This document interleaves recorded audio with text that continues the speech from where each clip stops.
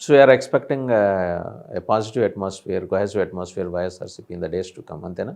అంతే డెఫినెట్గా రాబోయే రోజుల్లో రాబోయే రోజుల్లో జగన్మోహన్ రెడ్డి గారు ఆయన ఖచ్చితంగా మళ్ళా పేద ప్రజల రాజధాని ప్రాంతం ఎలా రిసీవ్ చేసుకుంటుంది జగన్మోహన్ రెడ్డి గారిని? రాజధాని ప్రాంతం ఎలా రిసీవ్ చేసుకుంటుందంటే ఇప్పుడు ఈ వచ్చిన ఇంతకుముందు చంద్రబాబు నాయుడు గారిని చూశారు, ఒక 5 ఏళ్ళు ఉన్నాడు, ఏం చేశాడు రాజధాని డెవలప్మెంట్? ఏం చేయలేదు కదా. ఇప్పుడు ఏమవుతుంది? ఇంకా 16 నెలలు అయిపోయింది, 17 నెలల్లో ఇంకా ఏం చేయగలుగుతాడు? ఏదో చెప్తున్నాడు, వాళ్ళు వస్తున్నారు, వీళ్ళు వస్తున్నారు, అన్ని కోట్లు ఇన్ని కోట్లు అన్నారు. దాన్ని గ్రౌండ్ అయితే కదా. రాజధాని ప్రాంతం ఒకటే కాదు కదా సార్. ఇవాళ రైతాంగం, ఆంధ్ర రాష్ట్రంలో ఉండే రైతాంగం అందరూ నష్టపోయారు.